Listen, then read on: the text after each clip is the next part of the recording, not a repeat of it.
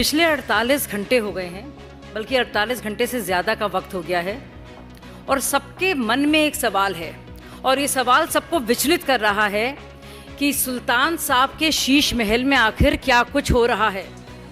और सोचने वाली बात है, स्वाति मालीवाल के फ़ोन से सीएम आवास से के अंदर से 2 फ़ोन होते हैं, उसका बाकायदा लॉग है। उसके थोड़ी देर बाद स्वाति मालीवाल पुलिस स्टेशन जाती हैं, अपनी मौखिक तौर पर अपनी उपस्थिति वो दर्ज कराती हैं, लिखित में कुछ नहीं बोलती।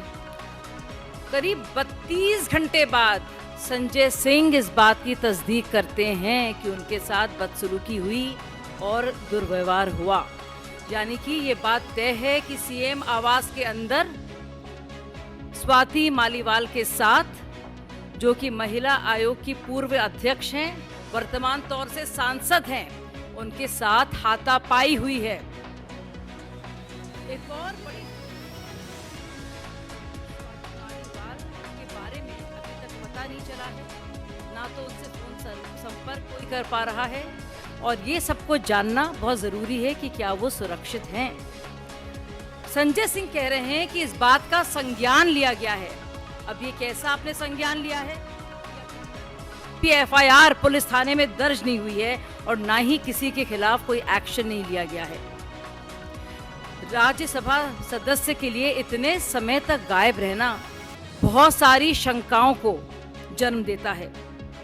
और जरा सोचिए, सीएम साहब के उन आवास में, शीश महल में, महिला आयोग की पूर्व अध्यक्ष सुरक्षित नहीं है, उनके साथ मारपीट की जा रही है और इस बात को माना भी जा रहा है अगले दिन संजय सिंह द्वारा। तो आप सोचिए, दिल्ली की महिलाएं इस निकम्मी सरकार से क्या उम्मीद रख सकती हैं? मैं इन सब लोगों को बहुत नज़दीक से जानती हूँ, उनके साथ मैंने बहुत वक्त गुजारा है। उन सब के आपसी रिश्ते क्या हैं, क्या इनर डायनामिक्स हैं, उसका खासा इल्म है मुझे। और साथियों, ये जो गंदगी आप देख रहे हैं, अब मैं उसके इस बारे में पूरी तरह से परिचित रही हूँ, इसीलिए मैंने वहाँ से जाने का मन बनाया। इस बात की व्याख्या मैंने कई बार अलग अलग इंटरव्यूज़ में भी की है और आप लोग भी अब देख रहे हैं क्या असली चेहरा है, क्या चरित्र है आम आदमी पार्टी का और खुद सुल्तान साहब का। और एक और ज़रूरी सवाल केजरीवाल जी से मैं पूछना चाहती हूँ कि भाई, आपके सीएम आवास में क्या कुछ होता रहता है? कैसे सुल्तान साहब आप हैं, लाट साहब आप हैं कि एक बार नहीं कई बार इस मारपीट के आरोप लगते हैं और संजीदा तौर से लगते हैं। और यही नहीं, अमानतुल्लाह और प्रकाश जारवाल जैसे लोगों को चार्जशीट भी किया जाता है। ये मैं बात कर रही हूँ 2018 की, जब अंशु प्रकाश जी के साथ हाथापाई हुई थी, जो मुख्य सचिव थे, चीफ सेक्रेटरी थे दिल्ली के। अब सवाल और भी हैं, क्या ऐसे कुछ आपसी रिश्तों में दरार आई है जिसकी वजह से ये हो रहा है? अरविंद केजरीवाल देश की जनता को बताएं कि 13 मई को सीएम हाउस में जो बदनाम घटना हुई है, उसका काला सच क्या है। पिछले 48 घंटे से महिलाएं अरविंद केजरीवाल से यही सवाल पूछ रही हैं और सभी सवाल पूछ रहे हैं कि सीएम हाउस में आखिरकार एक महिला के साथ मार पिटाई कैसी हुई। ये अलग बात है कि वो मौजूदा तौर में सांसद हैं और उनकी पुरानी सहयोगी हैं और करीबी हैं। अभी तक अरविंद केजरीवाल, सुल्तान साहब चुप्पी क्यों साधे हैं? अरविंद केजरीवाल ने विभव कुमार पर क्या कार्रवाई की है? क्या विभव कुमार ने केजरीवाल जी के कहने पर स्वाति मालीवाल के साथ मारपीट की और इसलिए केजरीवाल विभव कुमार के खिलाफ कार्रवाई करने से बच रहे हैं? क्या वो महफूज हैं स्वाति मालीवाल? क्या उन्हें चुप रहने के लिए धमकाया जा रहा है? अभी तक पुलिस में इस घटना को लेकर कोई एफआईआर दर्ज क्यों नहीं हुई? क्या सीएम हाउस में एक महिला सांसद के साथ मारपीट के लिए मुख्यमंत्री केजरीवाल को जिम्मेदार नहीं ठहराना चाहिए? क्या है उनके नैतिकता के तकाजे? सोनी मिश्रा को आपको नाम याद होगा। सोनी मिश्रा ने जो अपने साथ बदसलूकी को लेकर जो नरेला के तब के एमएलए शरद चौहान कर रहे थे, जब इस घटना के बारे में बताते हुए रोते पीटते हुए जब वो केजरीवाल जी के पास गईं, तो केजरीवाल जी ने क्या कहा, कॉम्प्रोमाइज कर लो। उसके बाद सोनी मिश्रा आत्महत्या करने पर मजबूर हुई। क्या ये माना जाए, और ये जहन में मेरे बात आ रही है कि क्या स्वाति मालीवाल पर भी कॉम्प्रोमाइज करने के लिए किसी तरह का दबाव डाला जा रहा है? आज इंडी गठबंधन में जब कांग्रेस अध्यक्ष मल्लिकार्जुन खड़गे से पूछा जाता है स्वाति मालीवाल जी के बारे में, तो वो कन्नी काट लेते हैं, चुप्पी साध लेते हैं। एक महिला सांसद के खिलाफ दिल्ली के मुख्यमंत्री आवास पर हुई मारपीट पर इंडी गठबंधन क्यों चुप है? लड़की हूँ, लड़ सकती हूँ। प्रियंका वाड्रा जी नारे तो बहुत लगाती हैं, इस पर चुप क्यों हैं? सोनिया गांधी चुप क्यों हैं? ममता बनर्जी चुप क्यों हैं? और खुद उनकी साथी यतीशी मर्डीना चुप क्यों हैं?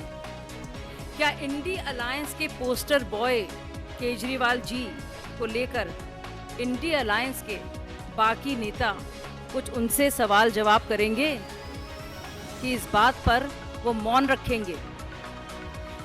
साथियों, निर्भया आंदोलन के वक्त से जब से पार्टी बनी है, हम लोगों ने सड़कों पे जाकर महिला सुरक्षा के लिए ऐसी लड़ाई लड़ी है, लाठियां खाई हैं, आंसू गैस झेले हैं हम लोगों ने। और आज का दिन ये कि दिल्ली के मुख्यमंत्री के घर पर, शीश महल के सुल्तान के घर पर बाकायदा मार पिटाई हो रही है और अभी तक कोई साफ सुथरा जवाब नहीं मिल पा रहा है। सीधे तौर से ये पता नहीं चल पा रहा है कि उस 13 मई के दिन सुबह के वक्त क्या हुआ जिसने मजबूर किया स्वाति मालीवाल को 2 इमरजेंसी फोन कॉल करने पर और फिर पुलिस थाने जाने पर। धन्यवाद। I would like to say that it is indeed shocking that Kejriwal is quiet on this issue, that it has happened not once but even before, that there are actual cases of misbehavior, of actual beating, physical assault, and they go on within the confines of Sheesh Mahal of Sultan Kejriwal Sahab.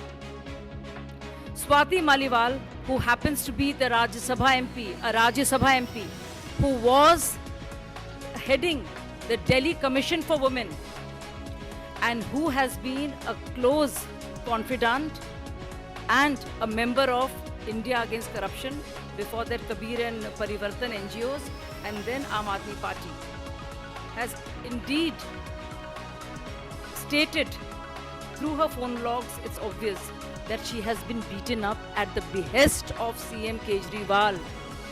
उनके कहने पर उनके साथ मार पिटाई हुई. And it is to be seen that Kejriwal has been quiet for the last 48 hours.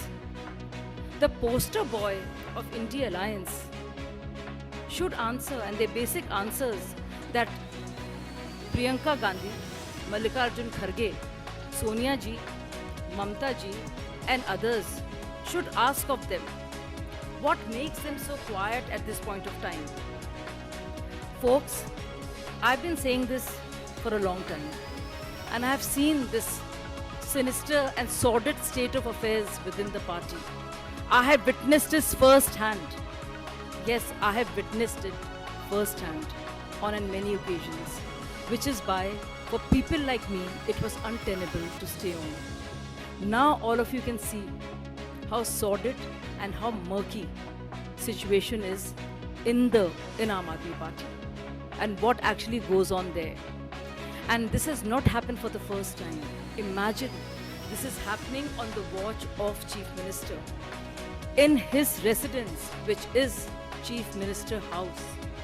And never before in the history of independent India have we heard of a Chief Secretary being beaten up and a Rajya Sabha MP, a woman MP, being assaulted by Chief Minister's PA, so to speak. I know all the characters very well. It is impossible that Arvind Kejriwal's right-hand man, I should call him henchman because I know what he is like, would do so without being ordered by Kejriwal to do so. This is indeed very serious, and I think Kejriwal should come clean on this. offer his resignation if he can't ask Vibhav Kumar to resign. We also would like to know as to how Swati Maliwal is. Is she safe? Is she being intimidated? Is some kind of rapprochement or compromise is being sought? Thank you so much.